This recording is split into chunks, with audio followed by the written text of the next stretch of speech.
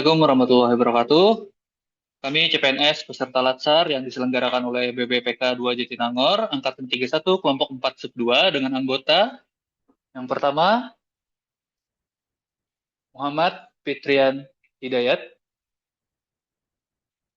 yang kedua dengan saya sendiri Muhammad Irfan Maulana, yang ketiga ada Muhammad Nur Fadilah, dan yang keempat ada Muhammad Raka Saguna. Kebetulan kami berempat berasal dari UPT yang sama, yaitu Kantor Imigrasi Kelas 1 TPI Banjarmasin.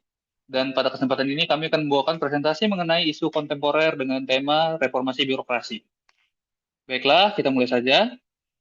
Latar belakang, birokrasi di Indonesia masih menghadapi berbagai permasalahan seperti prosedur yang berbelit, rendahnya efisiensi pelayanan, serta potensi praktik korupsi. Kondisi ini menyebabkan pelayanan publik belum optimal dan sering tidak sesuai dengan harapan masyarakat. Identifikasi masalah berdasarkan pengamatan pada UPT tempat kami bekerja. Masalah yang kami temui adalah kuota antrean paspor online cepat habis. Yang kedua, sikap petugas loket yang kurang ramah atau kurang senyum. Yang ketiga, ruang tunggu penuh dan kurang nyaman saat jam ramai. Dan yang terakhir ada kebersihan dan kerapian area lobi pelayanan kurang terjaga pada saat jam padat. Selanjutnya akan dilanjutkan oleh teman saya. Baik.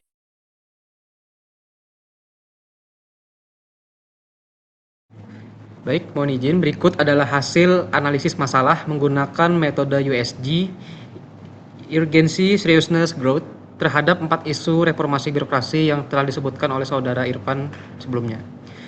Berikut merupakan peringkatnya berdasarkan metode USG tadi.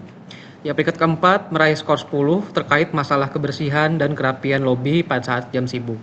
Untuk peringkat ketiga mendapat skor 11 terkait sikap petugas loket yang terkesan kaku atau kurang ramah. Untuk peringkat 2 mendapatkan skor 12 terkait kuota antrean paspor online yang cepat habis dan sulit diakses. Selanjutnya yang mendapatkan peringkat 1 dengan skor 15 ialah ruang tunggu penuh, sesak, dan kurang nyaman pada saat jam padat pelayanan.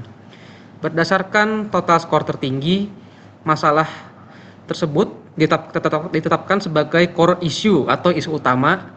Isu ini dinilai paling mendesak dan berdampak besar, sehingga menjadi prioritas utama yang harus segera kita cari solusinya bersama. Selanjutnya, mari kita bahas akar penyebab dari core issue ini pada slide berikutnya yang akan dijelaskan oleh teman saya. Terima kasih. Baik, izin masuk pada selanjutnya kita akan membahas akar masalah menggunakan metode Fishbone. Pada slide ini kami menampilkan analisis menggunakan metode Fishbone diagram atau diagram tulang ikan. Metode ini digunakan untuk mengidentifikasi akar penyebab dari suatu permasalahan secara terstruktur dan menyeluruh.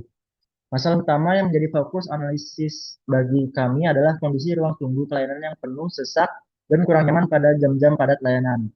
Permasalahan tersebut kami tempatkan pada bagian kepala ikan sebagai inti masalah utama. Selanjutnya, penyebab masalah dianalisis berdasarkan beberapa kategori utama. Ada 4, yaitu man, mesin, method, dan lingkungan.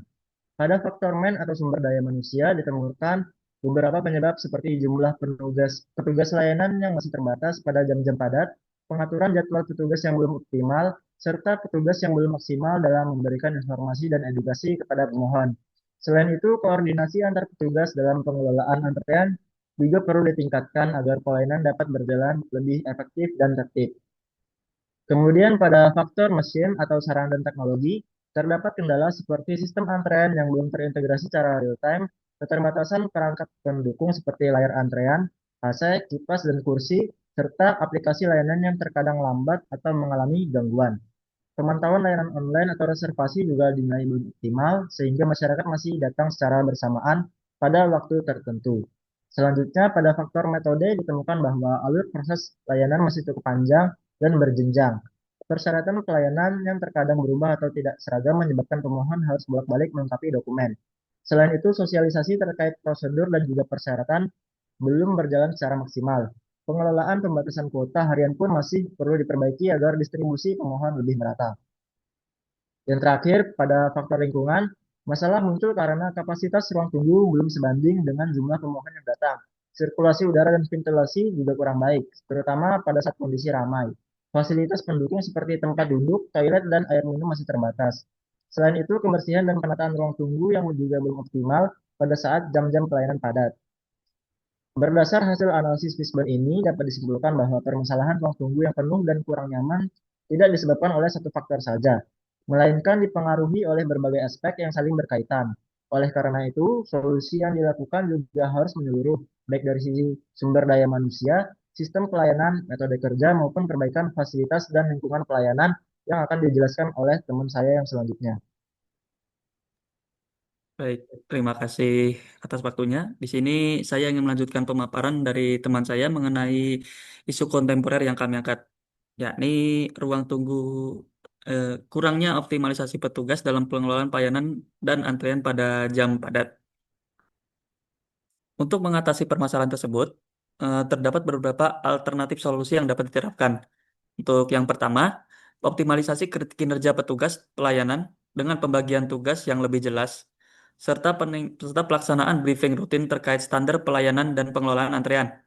Dengan langkah ini, pelayanan diharapkan menjadi lebih baik, lebih teratur, dan informasi kepada masyarakat dapat tersampaikan dengan baik. Kedua, peningkatan fasilitas dan pemanfaatan teknologi pelayanan, seperti pemeliharaan sistem antrean secara berkala, serta optimalisasi layanan online dan media informasi digital. Hal ini bertujuan untuk mempercepat proses pelayanan dan mengurangi antrean manual. Yang ketiga, penyederhanaan prosedur pelayanan dan peningkatan sosialisasi kepada masyarakat terkait persyaratan dan alur pelayanan. Dengan demikian, masyarakat dapat lebih memahami prosedur sehingga mengurangi kesalahan berkas dan pemumpukan antrean. Untuk yang terakhir, yaitu keempat, penataan ulang ruang tunggu dan peningkatan fasilitas pendukung, seperti penambahan tempat duduk, ventilasi, dan sarana informasi pelayanan agar suasana pelayanan menjadi lebih nyaman dan tertib. Sekian, terima kasih. Baiklah, sekian presentasi dari kelompok kami. Kami akhiri. Wassalamualaikum warahmatullahi wabarakatuh.